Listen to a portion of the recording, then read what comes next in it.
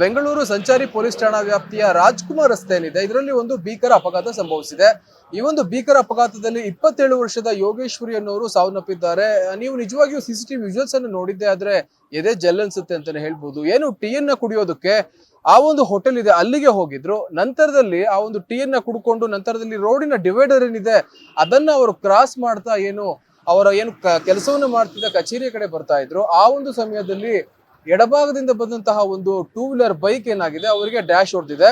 ನಂತರದಲ್ಲಿ ಸುಮಾರು 15 ಅಡಿ ತನಕ ಅವರು ಹಾರಿ ಹೋಗಿ ಬಿದ್ದಿದ್ದಾರೆ. ಅಂದ್ರೆ ಆ ಒಂದು ಅಪಘಾತದ ತೀವ್ರತೆಯನ್ನ ನೀವು ಅಂದಾಜು ಮಾಡ್ಕೊಳ್ಬಹುದು, ಇದು ಯಾವ ರೀತಿ ಆಯ್ತು ಅಂತ.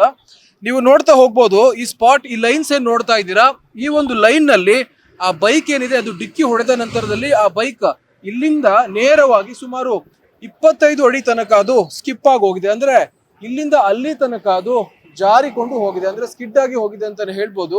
ಏನು ಒಬ್ಬ 2 ವೀಲರ್ ಇದ್ದಾನೆ, ಆತನು ಕೂಡ ಸುಮಾರು 70 ರಿಂದ 75 kmph ಸ್ಪೀಡ್ ನಲ್ಲಿದ್ದ.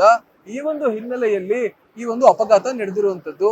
ಈ ಒಂದು ಅಪಘಾತದ ಒಂದು ಗ್ರಾವಿಟಿನ ನೋಡ್ತಾ ಹೋಗೋದಾದ್ರೆ, ಏನು ಯೋಗೇಶ್ವರಿ ಇದ್ದಾರೆ ಅವರ ಜೊತೆ ಮತ್ತೊಬ್ಬ ಮಹಿಳೆಯು ಕೂಡ ಒಂದು ಆ ವಿಡಿಯೋದಲ್ಲಿ ನೋಡ್ತಿರೋ ಹಾಗೆ ಅಕ್ಕಪಕ್ಕದಲ್ಲೇ ಬರ್ತಾ ಇದ್ರು.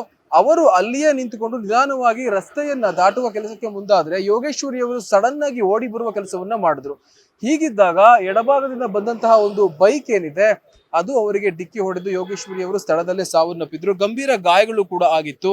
ನಂತರದಲ್ಲಿ ಏನು ಚಿಕಿತ್ಸೆ ಫಲಕಾರಿ ಆಗುವುದಕ್ಕೂ ಮೊದಲೇ ಅವರು ಸಾವನ್ನಪ್ಪಿದ್ರು ಅನ್ನೋದು ಪ್ರಸ್ತುತವಾದಂತಹ ಮಾಹಿತಿ. ಸದ್ಯ ಏನು ಬೈಕ್ ಅನ್ನು ಕೂಡ ಜಪ್ತಿ ಮಾಡಿದ್ದಾರೆ ಪೊಲೀಸರು. ಹೀಗಾಗಿ ಈ ರೀತಿಯಾಗಿ ಈ ಒಂದು ಅಪಘಾತ ಆಗಿದೆ. ಹೀಗಾಗಿ ನೀವು ರಸ್ತೆಯನ್ನ ದಾಟುವಾಗ ಎಡಭಾಗ ಅಥವಾ ಬಲಭಾಗವನ್ನು ನೋಡಿಕೊಂಡು ಈ ರೀತಿ ರಸ್ತೆಯನ್ನ ಕ್ರಾಸ್ ಮಾಡಬೇಕು. ಇಲ್ಲವಾದಲ್ಲಿ ಈ ರೀತಿ ಅಪಘಾತಗಳು ಸಂಭವಿಸುತ್ತೆ ಅನ್ನೋದ್ರಲ್ಲಿ ಎರಡು ಮಾತಿಲ್ಲ. ಕ್ಯಾಮರಾ ಪರ್ಸನ್ ಯುವರಾಜ್ ಜೊತೆ Girish, guarantee news, Bengaluru. Guarantee news, ಸುದ್ದಿ ಖಚಿತ, ನ್ಯಾಯ ನಿಶ್ಚಿತ.